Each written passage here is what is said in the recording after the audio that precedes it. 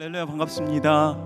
복되고 거룩한 주일, 우리 주님 앞에 오신 모든 성도님들을 주님의 이름으로 축복합니다. 앞뒤 좌우 바라보시면서 함께 우리 성도님들과 인사 나누실 텐데요, 우리 사랑합니다, 축복합니다 함께 인사해 보겠습니다. 네, 사랑합니다, 축복합니다. 하나님께서 주시는 그 놀라우신 은혜와 사랑이 우리 가운데 가득 넘치길 소망합니다. 오늘도 우리가 주님의 음성을 들으며 또 주님의 음성에 귀 기울이며 주의 말씀에 순종함으로 나아가는 우리 모두가 되겠다는 그 마음으로 주님 앞에 고백하며, 우리의 찬양으로 주님 앞에 고백하며 나아가도록 하겠습니다. 우리 함께 박수치며 주님을 찬양합시다.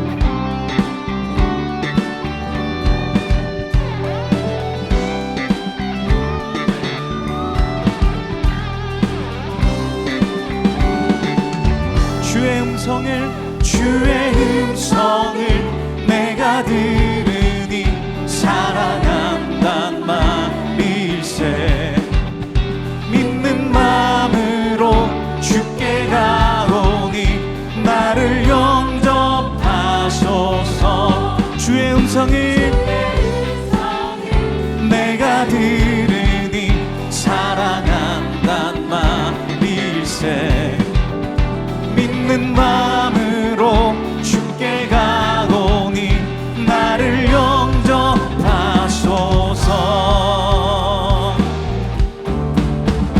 내가 매일 십자가 앞에 더 가까이 가오니 구세주의 흘린 보배 피로써 나를 정케 하소서.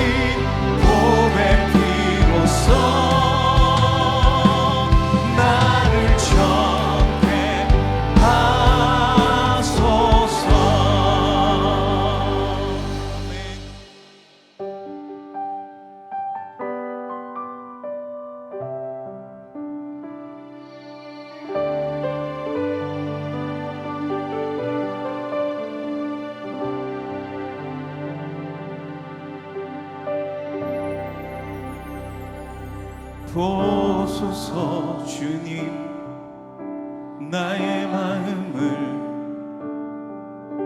선한 것 하나 없습니다. 그러나 내 모든 것 주께 드립니다. 사랑으로 안으시고 날 새롭게 하소서.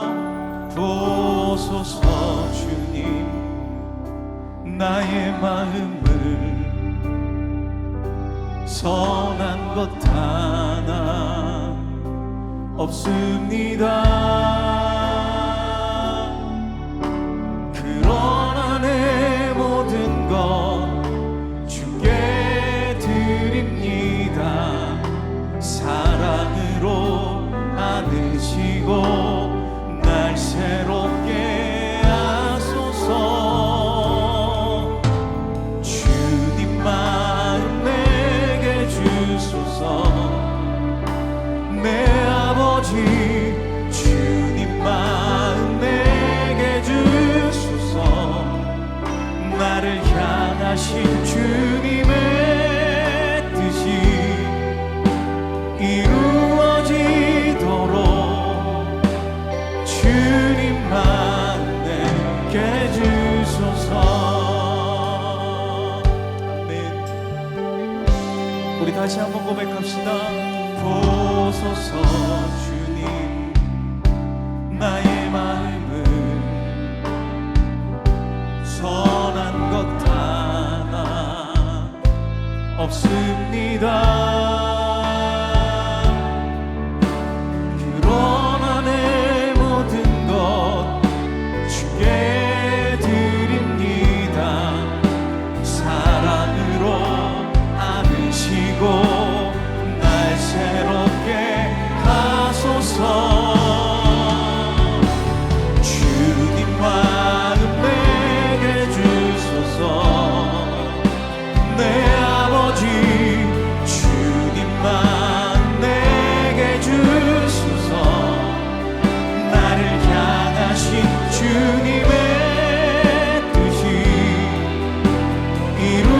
이루어지도록 주님만 내게 주소서. 우리 다시 한번 주님 마음 내게 주소서. 주님 마음 내게 주소서. 내 아버지 주님 마음 내게 주소서. 나를 향하신 주님의 뜻이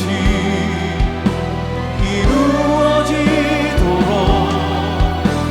주님만 내게 주소서. 내게 사랑을 가르치소서. 당신의 마음으로 용서하게 하소서. 주의 성령 내게 채우사 주의 길 가게 하소서. 주님 당신 마음 주소서. 주의 성령 내게 채우사 주의 길 가게 하소서. 주님 당신 마음 주소서. 주님 마음 내게 주소서.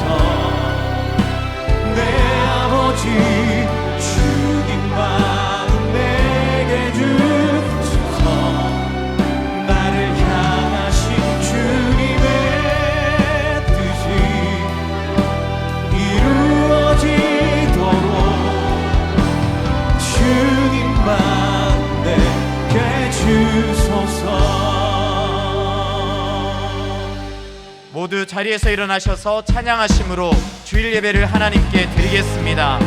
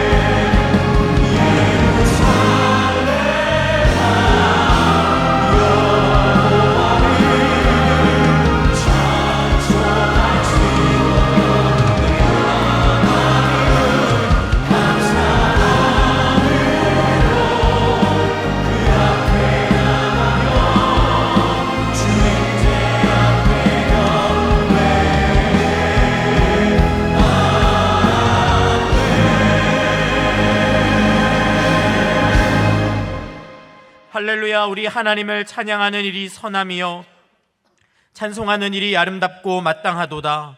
여호와께서 예루살렘을 세우시며 이스라엘에 흩어진 자들을 모으시며 상심한 자들을 고치시며 그들의 상처를 싸매시는도다.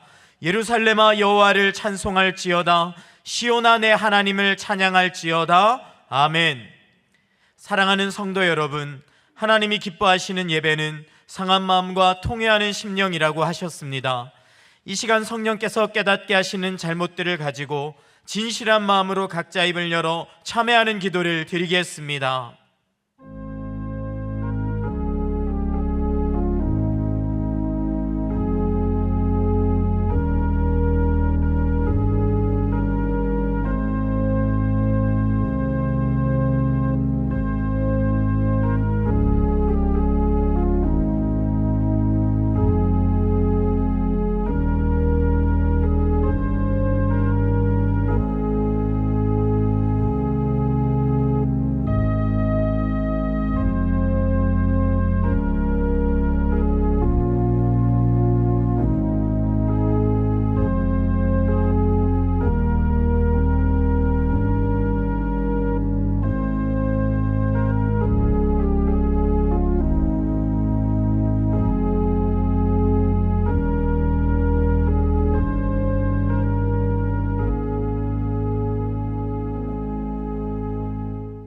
만일 우리가 우리 죄를 자백하면 그는 미쁘시고 위로우사 우리 죄를 사하시며 우리를 모든 불의에서 깨끗하게 하실 것이요.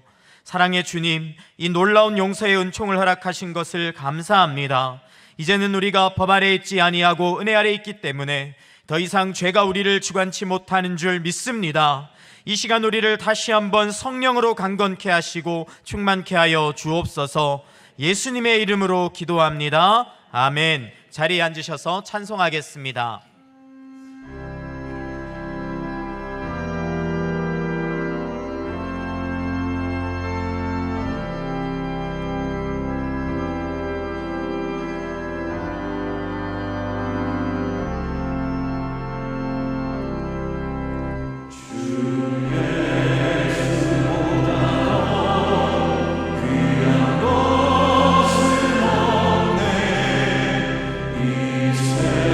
세상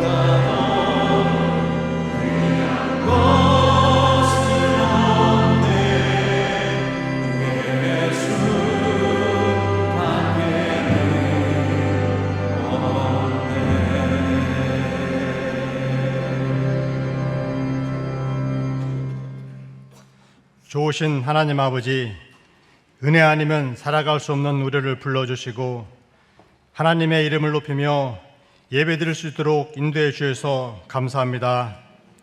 예배 가운데 성령의 임재가 충만하여 모든 성도가 살아계신 하나님을 경험하며 구원의 감격과 은혜를 누리는 시간이 되게 하여 주옵소서. 이인호 목사님에게 성령의 능력으로 충만하게 하시고 영과 육이 강건하여서 하나님이 주신 비전을 따라 교회를 세워가게 하여 주시옵소서. 교회가 가르치고 치유하고 전파하는 사역을 감당하며 나아갑니다. 말씀 듣고 기도하며 복음을 전하는 곳에 믿음의 역사가 일어나게 하시고 하나님의 뜻을 아름답게 이루어가는 공동체가 되게 하옵소서. 창립 23주년을 맞아 화요일에 진행하는 더 사랑 행복 나눔을 통해 교회 주변 이웃들에게 예수님의 사랑과 행복을 나눌 때 우리가 그리스도의 향기가 되어 예수님의 사랑이 흘러가게 인도해 주옵소서. 5월 가정의 달을 맞아 가정을 세우신 하나님께 감사와 찬양을 드립니다. 늘 선한 길로 인도해 주시는 하나님을 바라보며 부모들이 자녀들에게 신앙을 전수하고 자녀들이 부모에게 순종하고 공경하며 가르침을 받은 스승에게 감사하며 세상을 이기는 믿음 안에서 주님의 뜻을 이루어가는 가정들이 되게 하옵소서. 하나님 아버지, 이 나라와 민족을 긍휼히 여겨 주시옵소서. 갈등과 분열의 시대 속에서 하나님의 정의와 공의가 세워지게 하시고 대통령과 의정자들에게 하나님을 경외하는 마음을 주셔서 정치, 경제, 외교적인 어려움을 해결해 나가게 하시고 이번 6.3 지방선거를 통해 하나님의 방법으로 나라를 이끌어가는 일꾼들이 세워지게 하여 주시옵소서. 열방에서 복음을 전하시는 선교사님들에게 영혼이 잘되고 범사에 형통한 복을 주시고 네팔에서 사역하시는 이성우 선교사님에게 힘과 능력을 더해주시고 동역자들을 세워주셔서 사역의 열매가 풍성하게 하옵소서. 이 시간 말씀을 전하시는 이인호 목사님에게 성령으로 충만하게 하시고 지혜와 능력을 주셔서 선포되는 말씀이 우리의 마음을 새롭게 하여 말씀이 삶 속에서 기도로 이어져 전도와 교제가 풍성한 삶이 되게 하옵소서. 찬양으로 응응 돌리는 더 프레즈 찬양팀과 할렐루야 찬양대의 찬양이 하나님께 영광이 되고 우리의 고백이 되게 하옵소서. 곳곳에서 섬기시는 모든 섬김이들에게 하나님의 사랑과 은혜로 채워 주시옵소서. 우리의 소망 되시며 구원자 되시는 예수님의 이름으로 기도드립니다. 아멘.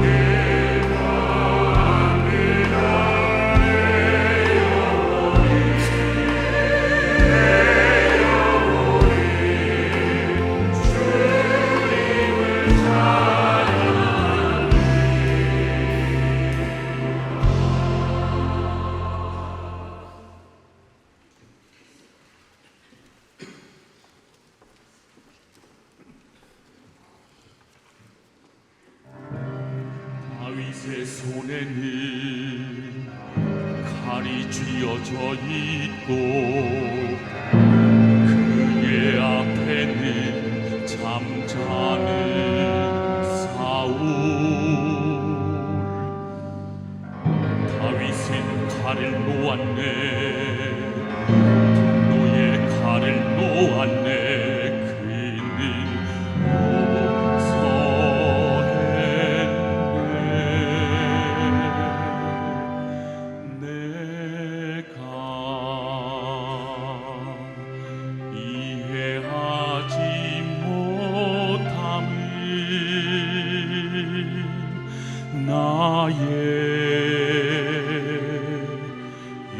욕심 때문이라 내가 희생하지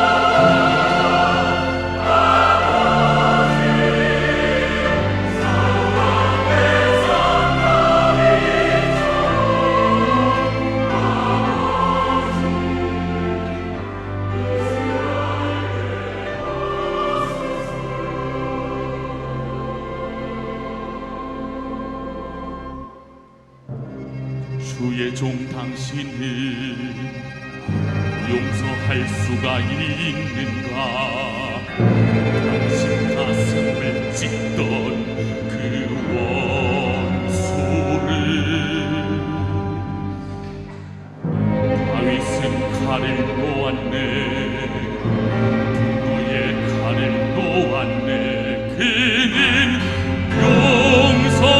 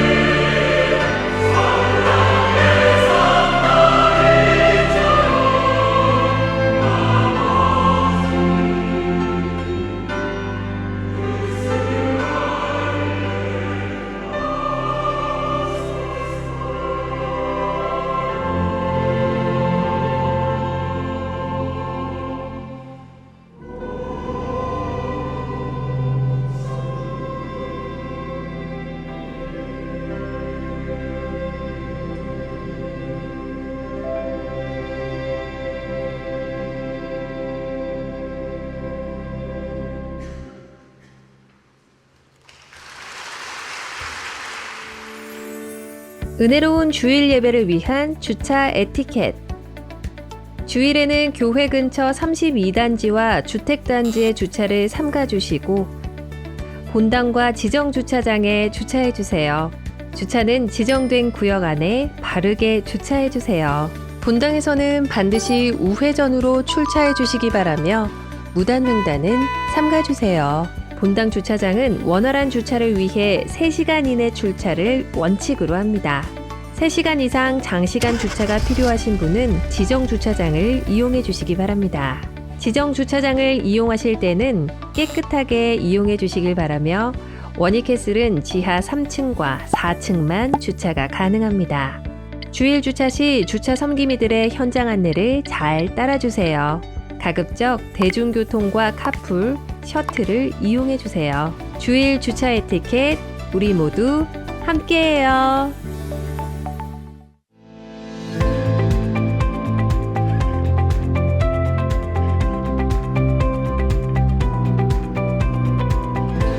더사랑의 교회 예배에 참여하신 모든 분들을 주님의 이름으로 환영합니다. 새로 오신 분은 예배가 끝난 직후 3층 새가족실에 오셔서 등록해 주시면 감사하겠습니다.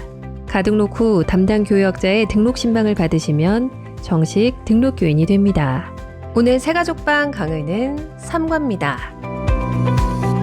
오늘은 스승의 주일입니다. 다음 세대를 복음으로 세우는 데 헌신하며 수고하시는 미래준비팀 모든 선생님들을 감사와 사랑의 마음으로 축복합니다. 새가족 만남의 밤이 5월 31일 주일 오후 5시 2층 더 블레싱홀에서 있습니다. 대상은 2025년 12월부터 2026년 5월 17일까지 수료한 성도이며 만찬 및 이인호 목사님과의 특별한 만남이 준비되어 있습니다. 더사랑 농촌선교가 평창 은성교회와 김제 동성교회, 인제 방동교회, 단양 어상천교회, 별방교회, 서남 제일교회, 포항 유광침례교회, 열방 비전교회에서 진행되며 각 선교지별로 40명 선착순 모집합니다. 신청 및 자세한 일정은 주보 5면을 참조해 주시기 바랍니다. 우리 교구 수요 저녁 예배가 5월 27일 수요일 저녁 8시 각 팀별 예배 장소에서 드려집니다. 가정의 달을 맞이하여 온 가족이 모여 함께 드리는 우리 교구 수요 저녁 예배에 성도님들의 많은 참석을 바랍니다. 자세한 내용은 주보 6면을 참조해 주시기 바랍니다. 쇼미더 콘서트 시즌3 창립기념 더사랑 행복나눔 섬김이 모집 교우동정은 주보를 참조해 주시기 바랍니다.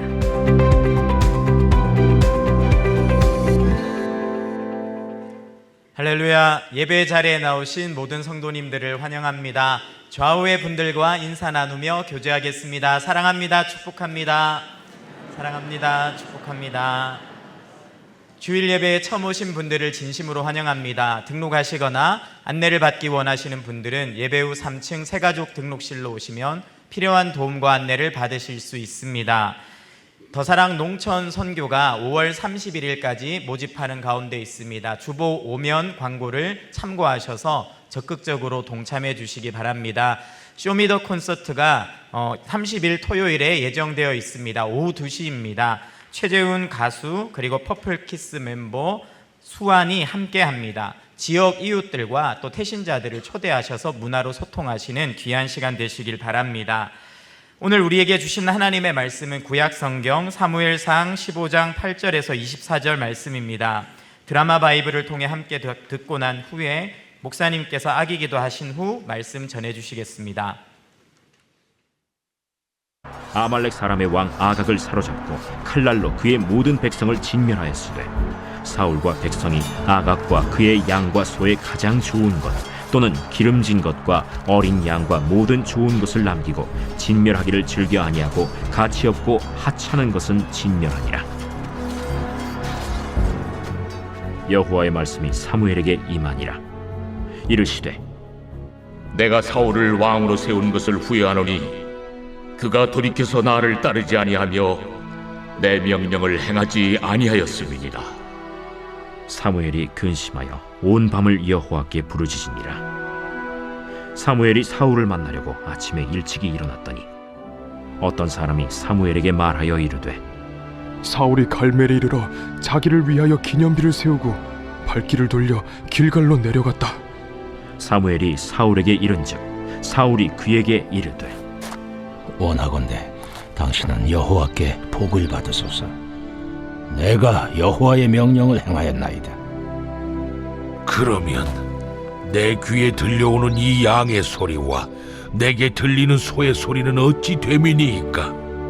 그것은 무리가 아말렉 사람에게서 끌어온 것인데 백성이 당신의 하나님 여호와께 제사하려 하여 양들과 소들 중에서 가장 좋은 것을 남기며 그 외의 것은 우리가 진멸하였나이다. 가만히 계시옵소서. 간밤에 여호와께서 내게 이르신 것을 왕에게 말하리이다. 말씀하소서. 왕이 스스로 작게 여길 그때에 이스라엘 지파의 머리가 되지 아니하셨나이까? 여호와께서 왕에게 기름을 부어 이스라엘 왕을 삼으시고 또 여호와께서 왕을 길로 보내시며 이르시기를 가서 죄인 아말렉 사람을 진멸하되 다 없어지기까지 치라 하셨거늘 어찌하여 왕이 여호와의 목소리를 청종하지 아니하고 탈취하기에만 급하여 여호와께서 악하게 여기시는 일을 행하였나이까? 나는 실로 여호와의 목소리를 청종하여 여호와께서 보내신 길로 가서 아말렉 왕 아각을 끌어왔고 아말렉 사람들을 진멸하였으나 다만 백성이 그 마땅히 멸할 것 중에서 가장 좋은 것으로 길갈에서 당신의 하나님 여호와께 제사하려고 양과 소를 끌어왔나이다. 여호와께서 번제와 다른 제사를 그의 목소리를 청종하는 것을 좋아하심같이 좋아하시겠나이까? 순종이 제사보다 낫고 듣는 것이 순양의 기름보다 나으니 이를 거역하는 것은 점치는 죄와 같고 완고한 것은 사신 우상에게 절하는 죄와 같음이라. 왕이 여호와의 말씀을 버렸으므로 여호와께서도 왕을 버려 왕이 되지 못하게 하셨나이다. 내가 범죄하였나이다. 내가 여호와의 명령과 당신의 말씀을 어긴 것은 내가 백성을 두려워하여 그들의 말을 청종하였음이니이다. 아멘. 야기기도 하겠습니다.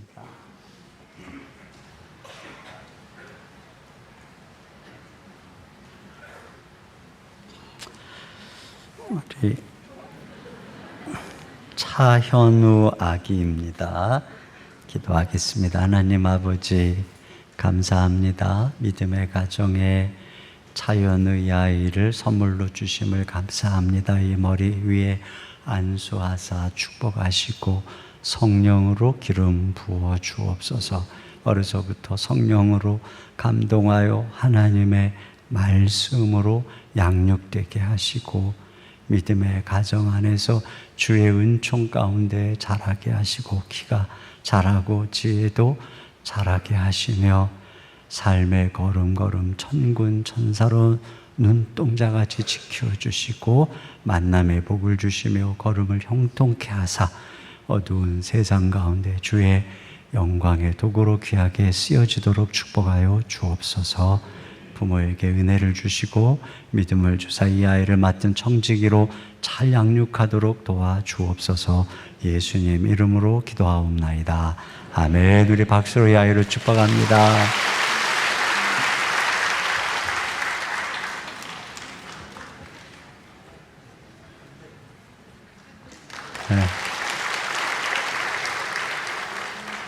네, 자다가 기도해 주니까 깼네요. 그렇죠.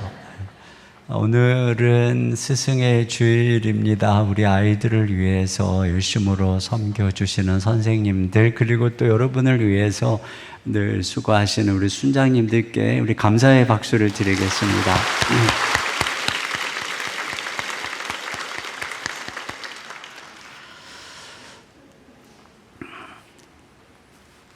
이솝우화에 나오는 이야기인데요. 아버지와 아들이 당나귀를 끌고 장에 갑니다. 지나가던 사람이 비웃으면서 왜 바보같이 당나귀를 타지 않고 걷지?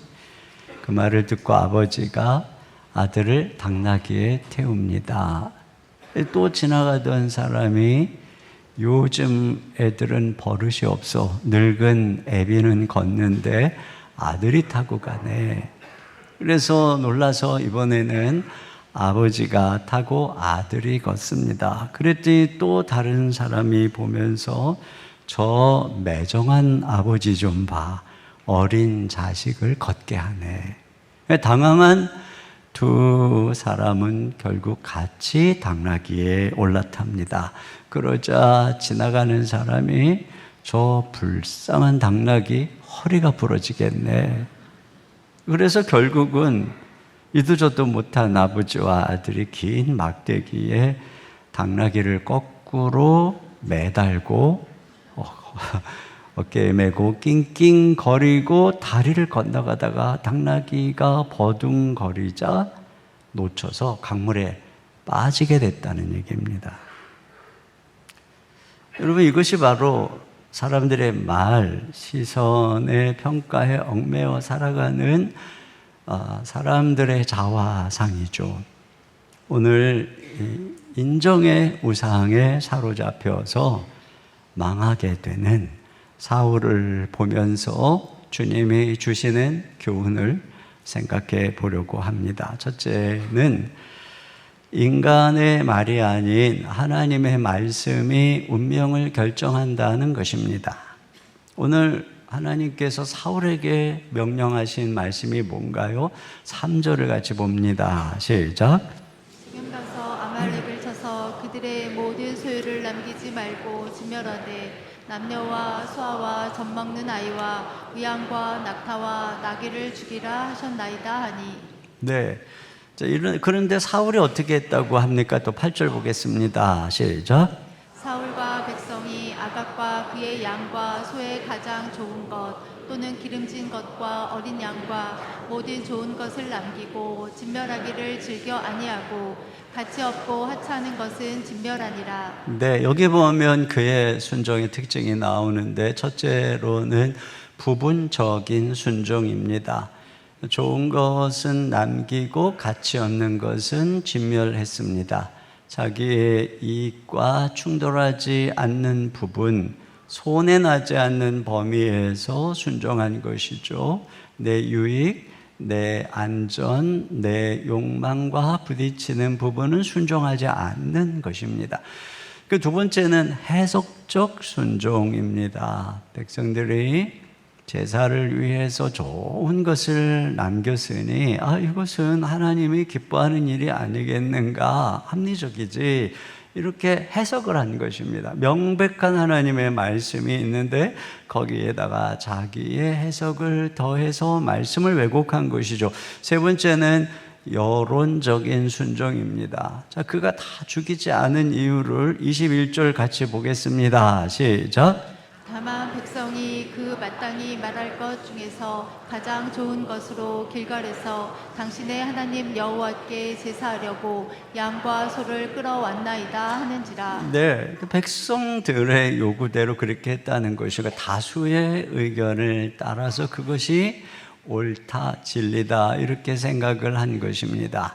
그러니까 그가 순종의 형식은 있는데 사실상은 불순종한 것이죠. 차라리 노골적인 반역이면 자기가 명령에 순종했습니다 이런 얘기 안 할 거예요. 그러나 순종처럼 보이는 불순종이기 때문에 그가 더 위험했던 것입니다.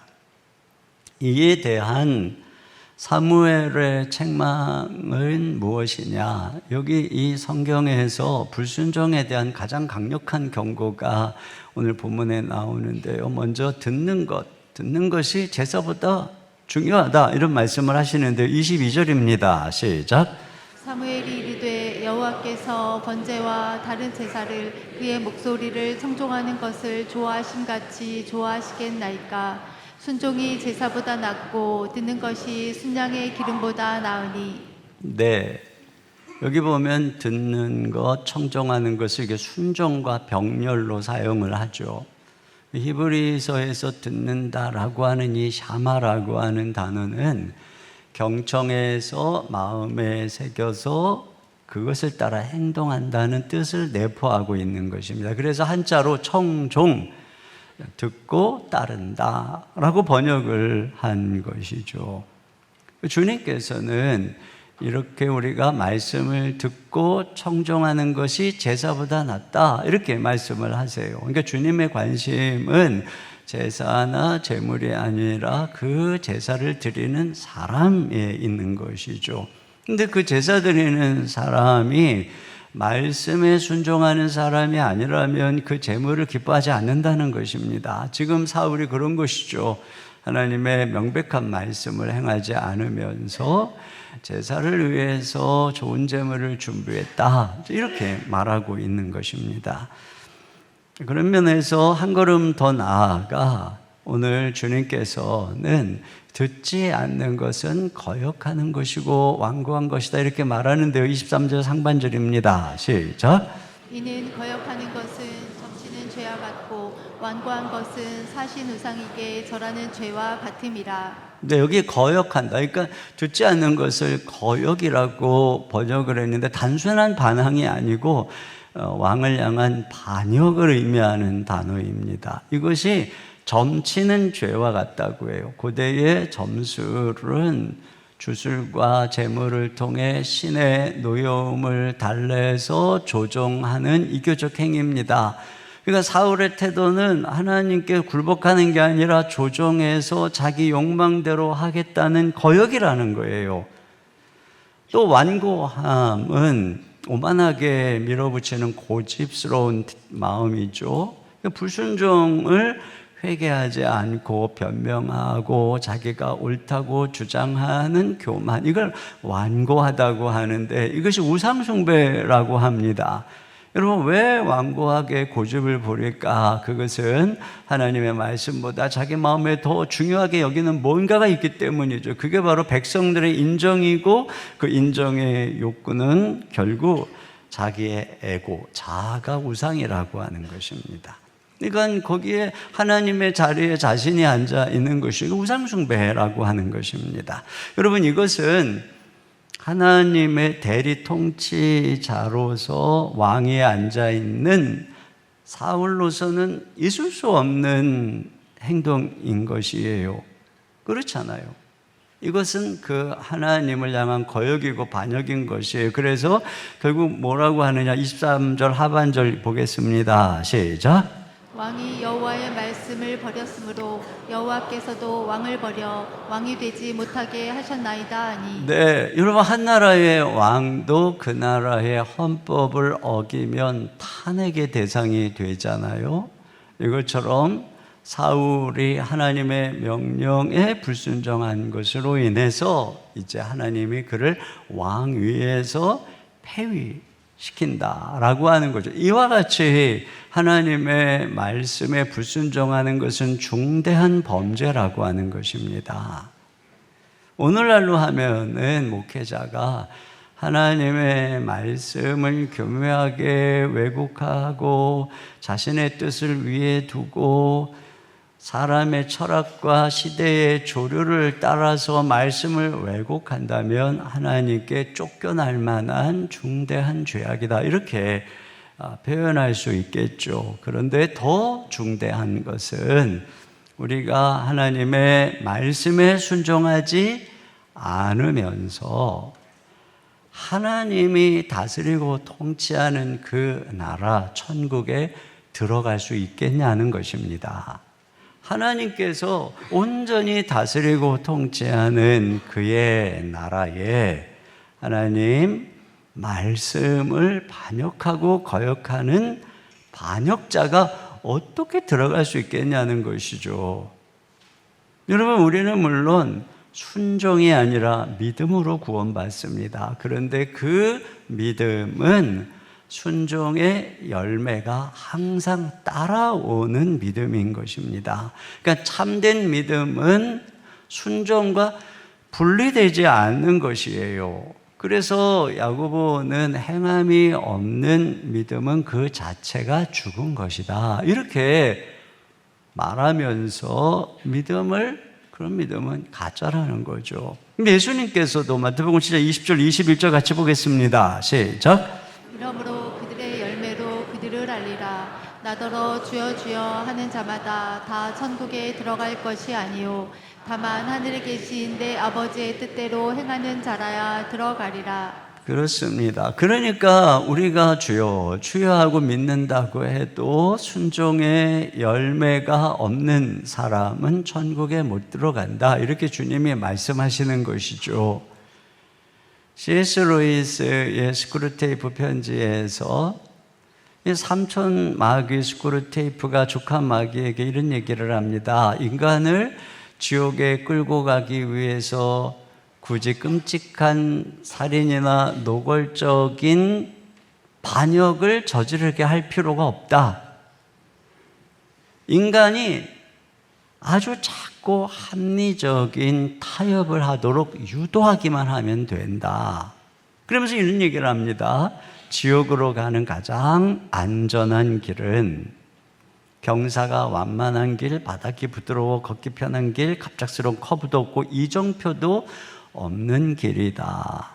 지금 사울이 걸어가는 길이 바로 그런 거예요. 하나님도 적당히 만족시키고 사람도 적당히 만족시키면서 타협하면서 걸어가는 그 길. 그래서 불순종같이 보이지 않는 부분적 순종, 이것이 바로 말씀을 버리고 지옥으로 가는 길이라는 거죠.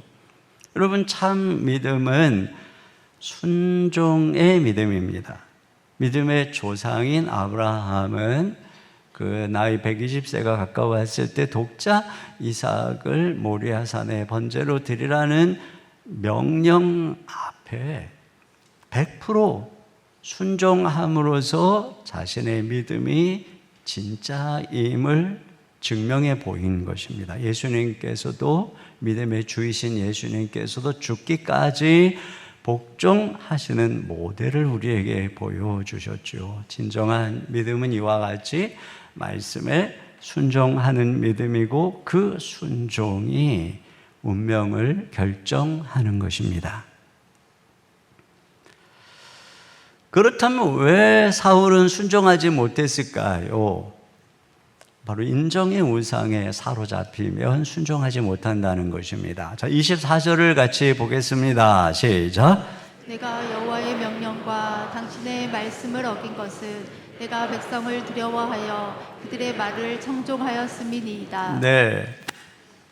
그러니까 백성이 두려워서 하나님 말씀 대신 그들의 말을 들었다는 것은 그들이 백성들의 인정과 평판이 굉장히 중요했다는 것이죠. 그 노예라는 거예요. 여러분, 왜 사울은 이렇게 백성들의 인정에 목을 매는 것일까? 그것은 사울이 왕으로 세워지던 출발점에 그 해답이 있어요.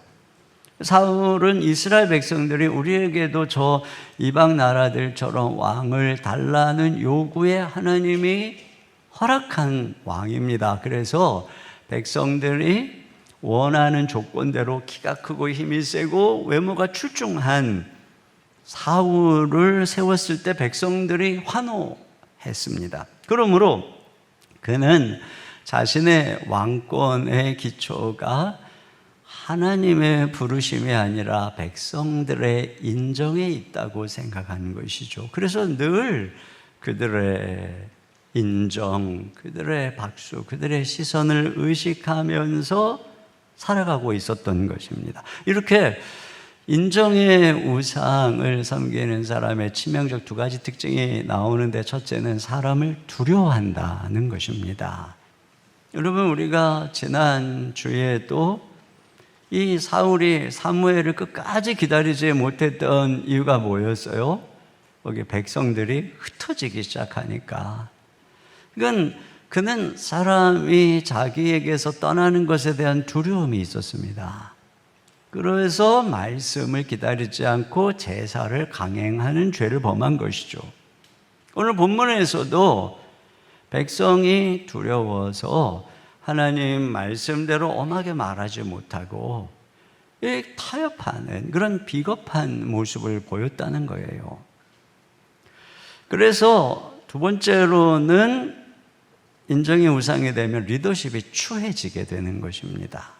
자, 사람을 두려워하면 이렇게 비겁해지는 것을 넘어서 추해지는데요. 자, 30절을 같이 보겠습니다. 시작. 사울이 이르되 내가 범죄하였을지라도 이제 청하옵나니 내 백성의 장로들 앞과 이스라엘 앞에서 나를 높이사 나와 함께 돌아가서 내가 당신의 하나님 여호와께 경배하게 하소서 하더라. 그렇습니다. 그러니까 내가 뭐 하나님께 버림받고 이건 뭐 차후 문제고 별로 중요하지 않고 지금 당신이 나와 함께 가서 백성들 앞에서 나를 높여주십시오. 이렇게 얘기를 하고 있는 거예요. 이게 좀 얼마나 위선적이고 추한 모습입니까? 그리고 결국에는 훗날 사울은 다윗에 대한 질투로 폭발하게 됩니다. 여인들이 사울이 죽인 자는 천천히요, 다윗은 만만히로다라고 노래할 때 이게 사람들의 인정을 전부로 여겼던 사울은 충격과 불안에 빠지게 되는 것입니다. 그 다윗의 인기가 이와 같이 올라가게 되면 결국은 내 나라를 빼앗기겠구나, 이렇게 생각하며 질투에 사로잡혀서 평생 다윗을 쫓다가 국력을 소모하고 블레셋에게 죽임을 당하는 것이 사울의 추한 운명입니다.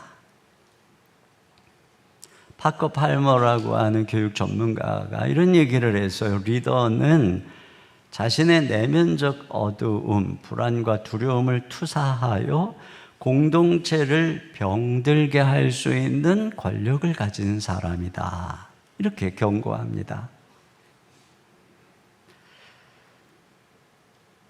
피터 스카제로 목사님이 정서적으로 건강한 리더라고 하는 책에서 이런 고백을 했어요. 어느 날 사모님의 아내가 청천벽력 같은 선언을 합니다. 더 이상 당신이 목회하는 교회를 다니지 않겠습니다. 더 이상 나는 당신의 리더십을 존경하지 않습니다. 아내가 이와 같이 직격탄을 던진 이유는 그 피트 목사님이 사람의 인정을 잃는 것을 극도로 두려워했기 때문입니다. 그래서 명백한 교회 안에 문제가 있는데도 두려워서 덮어두기에 급급했던 거죠. 마치 방 안에 코끼리가 들어와 있는데도 양탄자 밑으로 쓸어 넣는 것과 같다고 그가 표현을 했어요. 그리고 그것을 자기는 은혜, 평화라고 불렀지만 실상은 사람들의 눈치를 보며 비위를 맞추는 비겁한 거짓 평화에 불과했다는 것이죠. 그분은 이 충격으로 인해서 철저히 회개하면서 진짜 리더로 거듭나게 되는, 그러면서 쓴 책이 바로 이 책인데요. 그런 면에서 우리는 이러한 인정의 우상에서 어떻게 벗어날 수 있을까요? 해답은 우리 정체성의 기초를 사람이 아니라 하나님에게로 두는 데 있는 것입니다.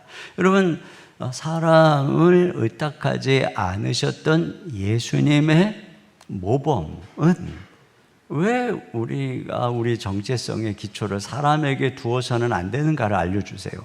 요한복음 2장 24, 25절 같이 보겠습니다. 시작. 예수는 그의 몸을 그들에게 의탁하지 아니하셨으니 이는 친히 모든 사람을 아시며 또 사람에 대하여 누구의 증언도 받으실 필요가 없었으니 이는 그가 친히 사람의 속에 있는 것을 아셨음이니라. 여러분, 예수님이 사람을 아시고 사람의 마음에 있는 걸 아셨다고 하는데 그게 뭘까요? 뭘 아셨다는 걸까요? 예수님은 지금 표적을 보면서 환호하며 믿는 그들이 갈대처럼 변할 것을 아셨어요. 종려나무 가지를 흔들면서 호산나고 외쳤던 그들이 불과 며칠 만에 예수님을 십자가에 못 박으소서라고 광분하는 폭도들로 변모될 것을 아셨어요. 그들이 자신들의 욕망을 채워줄 때만 왕이 되달라고 환호하고 손해가 오면 가차없이 등을 돌릴 것이라는 것을 아셨어요. 그래서 예수님은 아무리 그들이 예수님을 따르고 열광해도 그들에게 의탁하거나 신뢰하지 않았다는 것입니다. 여러분, 깨지고 금간 거울에 내 자신을 비춰보면은 찌그러지죠. 그걸 자기 모습이라고 생각하는 사람은 아무도 없습니다. 이처럼 이기적이고 상처받고 변덕스러운 사람이 나에 대해서 평가하는 모습을 내 진짜 모습이라고 생각할 이유가 없는 것이죠. 타인의 시선이 결단코 절대적 기준이 될 수가 없는 것입니다. 사람은 우리가 긍휼히 여기고 용서하고 사랑할 대상이지 그를 신뢰하고 그에게 내 정체성의 기초를 둘 만한 대상이 아니라는 거예요.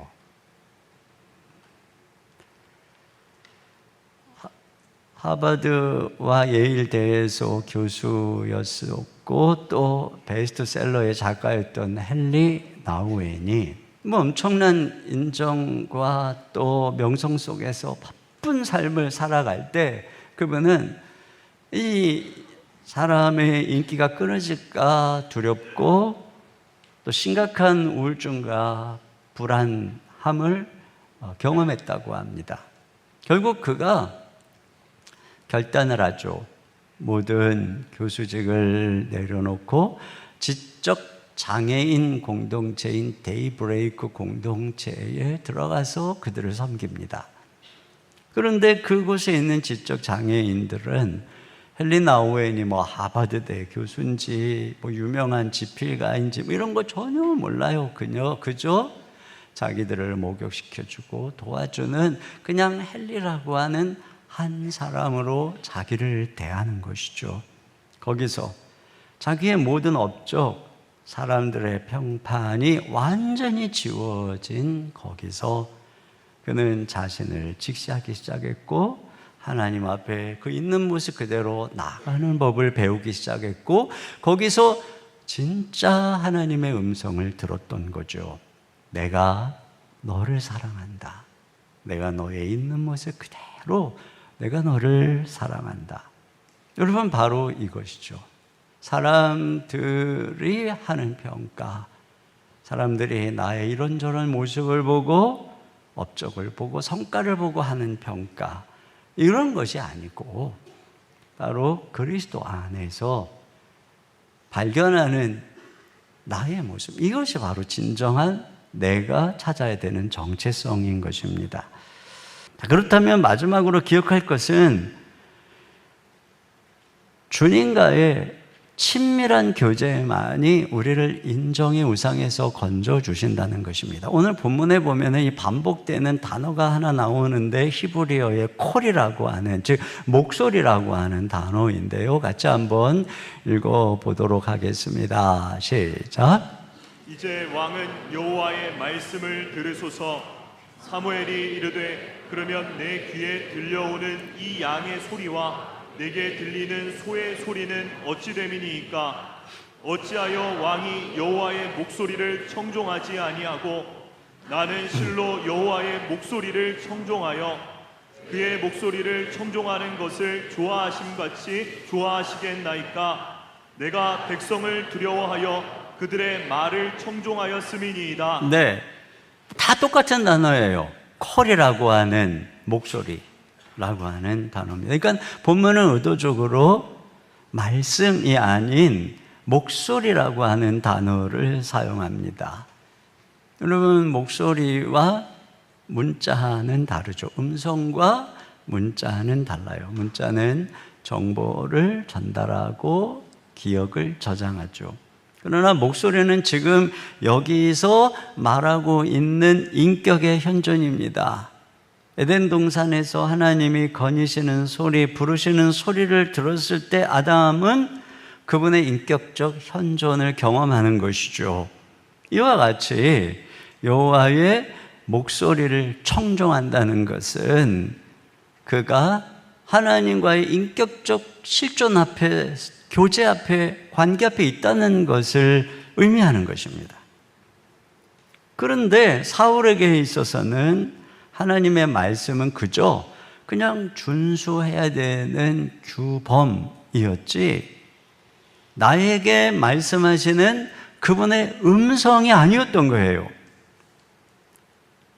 반면에 백성들의 목소리는 감각으로 경험하는 실제적인 것이었어요. 그에게 하나님은 개념이었고 백성들은 실제였습니다. 이것은 그가 하나님과의 인격적 관계와 만남과 교제가 없다는 것을 보여주는 것입니다. 사울의 생애를 보면은 하나님 앞에서 그의 내면이 다루어질 기회가 없었어요. 다윗은 광야에서 목동으로 양을 치며 성령으로 충만해서 하나님 앞에서 다루어질 시간들이 있었죠. 사울에게 쫓겨서 아둘람 굴로 피신하고 억울함 속에 부르짖고 광야에서 외롭게 하나님만 바라보는 기나긴 시간 속에서 그는 먼저 다루어졌습니다. 그런데 사울은 그럴 기회가 없었어요. 아마도 어려서부터 외모가 출중하고 조건이 뛰어났으니까 부모로부터, 사람들로부터 주목을 받았을 것이고, 어느 날 선택받아서 백성들이 환호하는 왕이 되었을 때는 더 주목받았을 것이기 때문에 그는 사람들의 관심 속에서 정작 하나님 앞에서 다루어질 시간이 없었던 것입니다.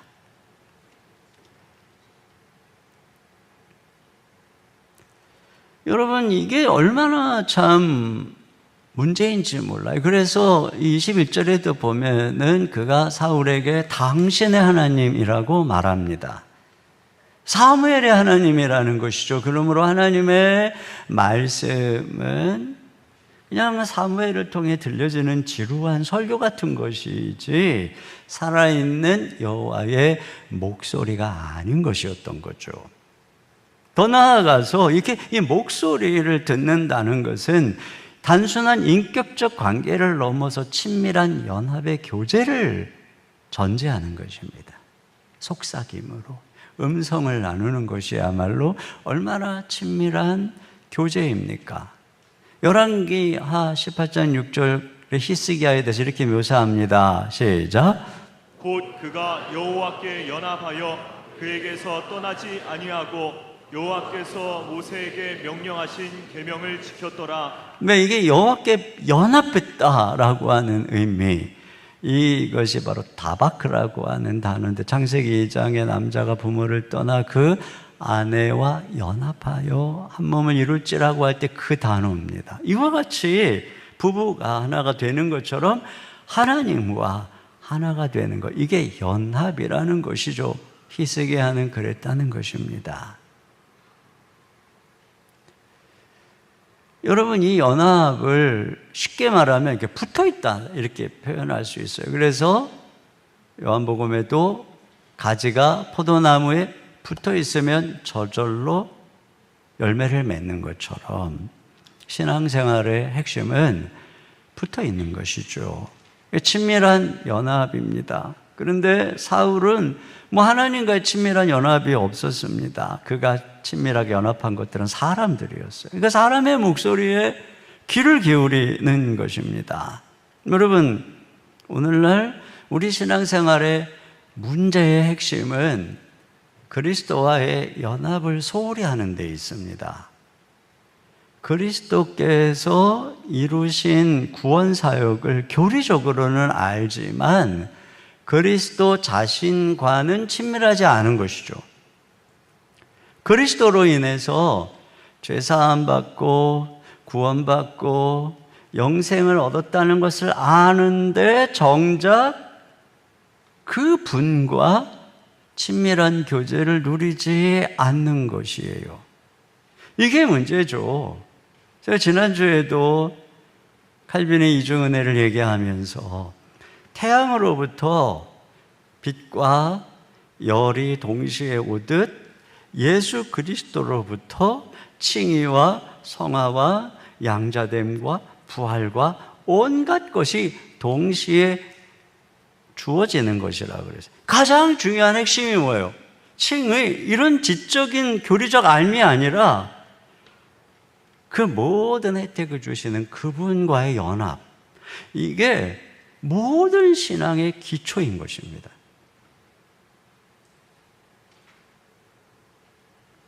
그런데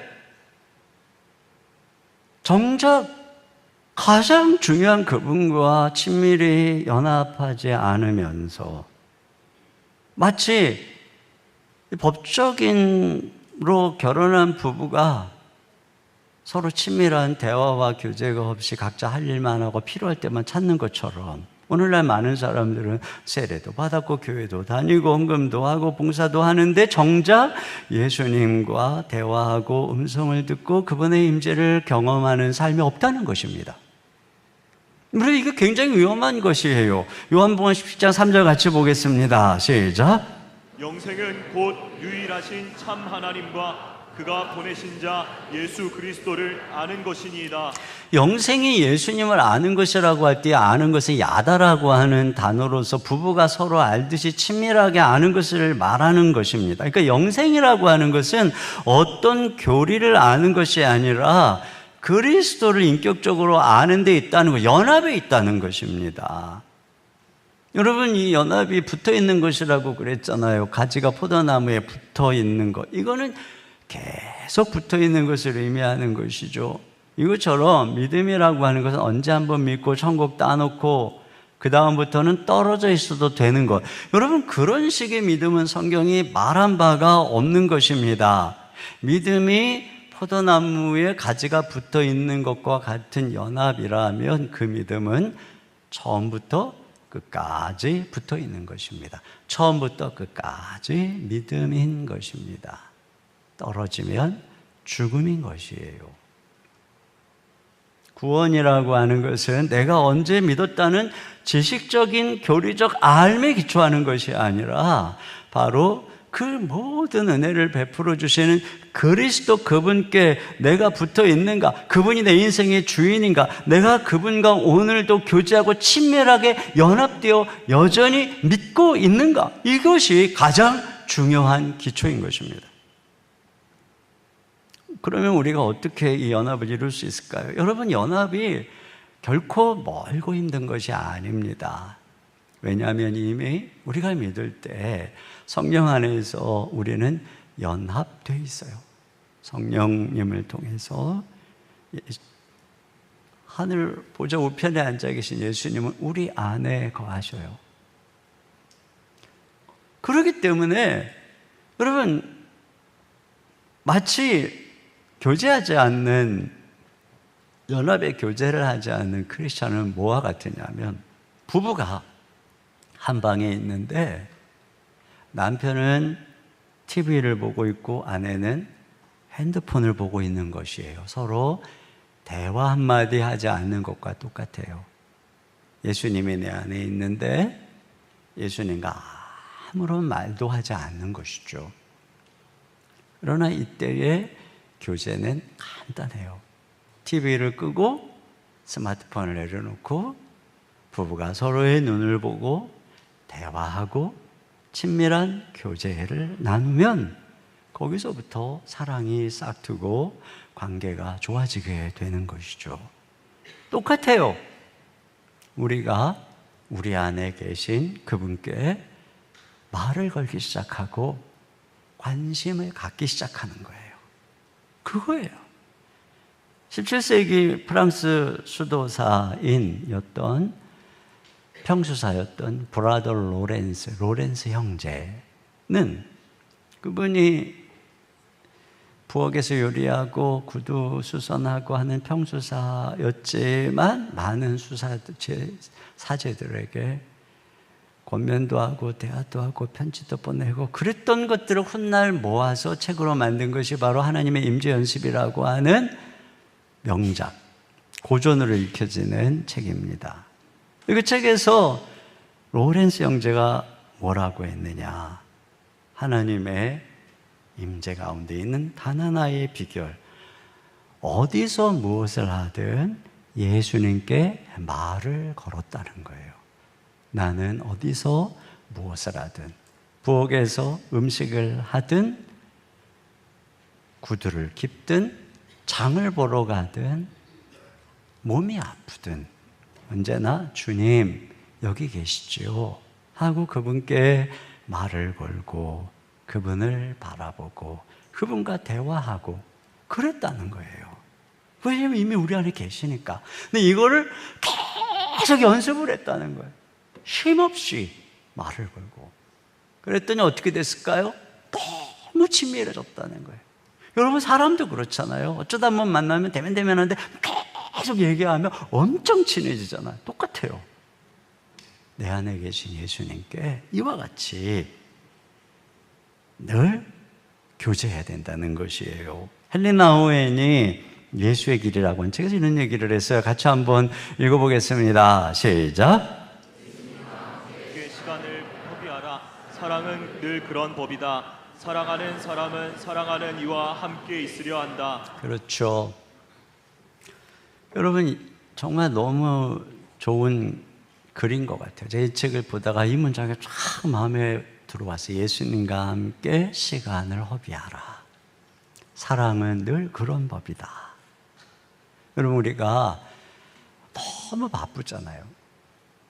시간을 허비한다는 것은 꼭 예수님을 목적으로 대하지 마요. 기도를 해도 꼭 뭐 필요할 때만 예수님께 나가고 필요할 때만 하나님께 기도하고 말하고 그러지 말고 그냥 그분 자신을 목적으로 그분을 좋아하고 그분을 사랑해서 그래서 대화하라는 거예요. 그렇게 주님과 친밀하게 연합하고 교제하면은 점점 세상의 소리는 작아지고 하나님의 목소리는 커지게 되는 것입니다.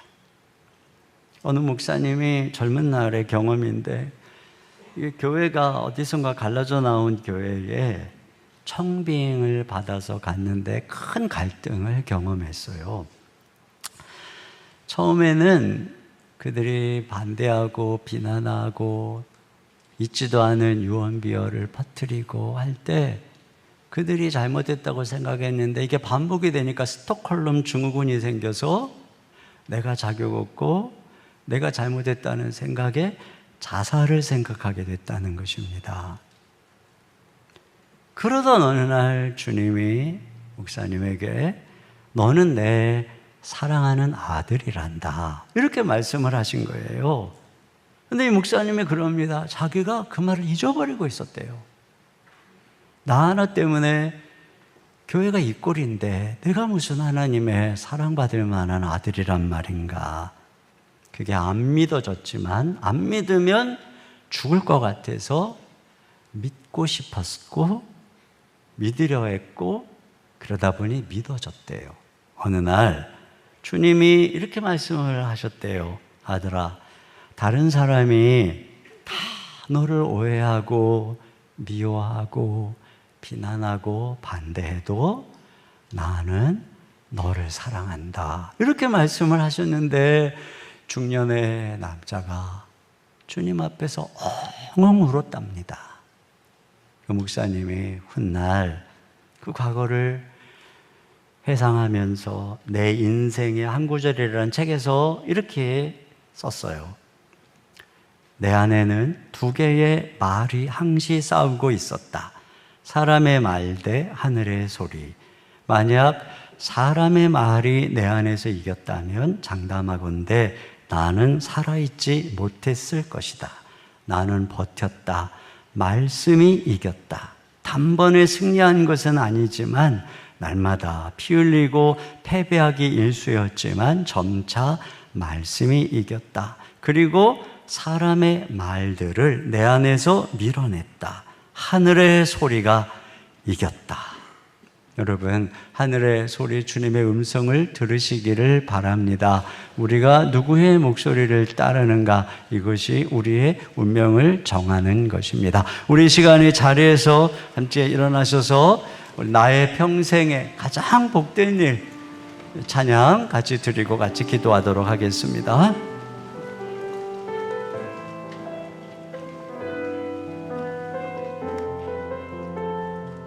나의 평생에 가장 복된 일은 내가 예수님을 만난 것이라. 나의 평생에 가장 복된 일은 내가 예수님을 만난 것이라. 나의 평생에 가장 잘한 일은 내가 예수님을 주로 섬긴 것이라. 이 세상 살 동안 내가 걷는 길이 때론 험하여서 넘어질 때도 주의 강한 손이 나를 붙드시니 나는 예수님만 주로 섬기며 살리. 나는 주를 섬기는 것에 후회가 없습니다. 나는 주를 섬기는 것에 후회가 없습니다. 내가 걸어온 모든 시간 다 주의 은혜니 내가 걸어갈 모든 날도 주만 섬기며 살리. 오직 예수 이름 부르며 살아가리. 이것이 나의 간증이요, 이것이 나의 간증이요, 이것이 나의 찬송일세. 나 사는 동안 끊임없이 구주를 찬송하리로다. 이것이 나의 간증이요, 이것이 나의 간증이요, 이것이 나의 찬송일세. 나 사는 동안 끊임없이 구주를 찬송하리로다.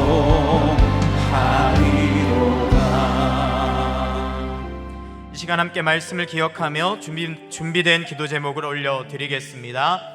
부분적 순종과 합리화된 타협을 버리고 말씀을 청종하며 끝까지 순종하는 믿음의 사람 되게 하소서. 아멘. 사람의 평가에 얽매이는 인정의 우상을 내려놓고 하나님의 말씀 안에서 참된 정체성을 발견하게 하소서. 아멘. 피상적인 신앙에서 벗어나 주님과 친밀히 연합하며 하늘의 소리만 듣고 순종하게 하소서. 아멘. 함께 한 마음으로 기도하며 나아가겠습니다. 기도하겠습니다.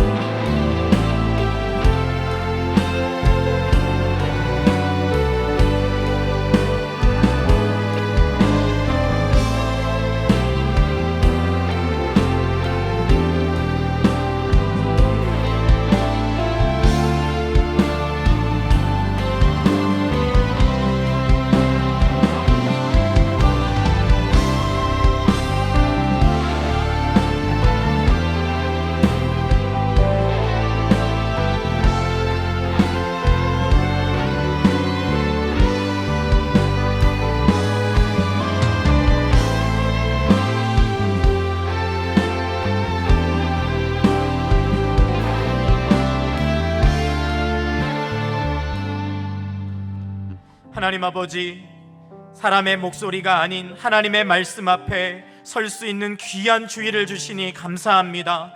사울왕처럼 하나님의 말씀보다 사람들의 시선과 평판을 따라 살던 모습을 용서하여 주시옵소서. 타협하던 것들을 용서하여 주시옵소서. 인정의 우상을 쫓았던 것들을 예수의 보혈로 깨끗이 씻어 주시옵소서. 오직 하나님의 말씀만이 우리의 능력임을 믿습니다. 형식적인 예배를 버리고 말씀에 온전히 귀 기울이며 순종하게 하여 주시옵소서. 인장의 우상을 깨뜨려 주시옵소서. 평가에 집착하지 않게 하여 주시옵소서. 오직 너를 사랑한다 말씀하시는 주님의 음성에 귀 기울이게 하여 주시옵소서. 그 안에서 내가 누군지를 발견하게 하여 주시옵소서. 날마다 사랑하는 주님과 연합하기 원합니다. 예수님과 딱 붙어서 교제하게 하여 주시옵소서. 주님을 볼 수 있는, 나의 일상 속에서 주님을 볼 수 있는 영안을 열어 주시옵소서. 주와 연합함으로 열매 맺고 성령의 능력으로 승리하게 하실 줄 믿습니다. 하나님 아버지, 이 시간 우리의 마음을 다하여 준비한 예물을 주님 앞에 올려드립니다. 자원함으로 드리오니 기뻐 받아 주시옵소서. 어려움 가운데서도 힘을 다하여 드리는 성도들을 축복하여 주시고, 하나님 드리는 자마다 생업의 복을 주시고 사업장의 형통함을 더하여 주시고 물질로 더욱 풍성하게 교회와 이웃과 나라와 민족을 섬길 수 있도록 축복하여 주시옵소서. 하나님께서 모든 환우들을 만나 주시고 일으켜 주시며 우리 자녀들에게 참 믿음을 주사 믿음의 명문가를 이룰 수 있도록 축복하여 주시옵소서. 예수님의 이름으로 기도하옵나이다. 아멘. 자리에 앉으셔서 준비한 헌금을 하나님께 드리겠습니다.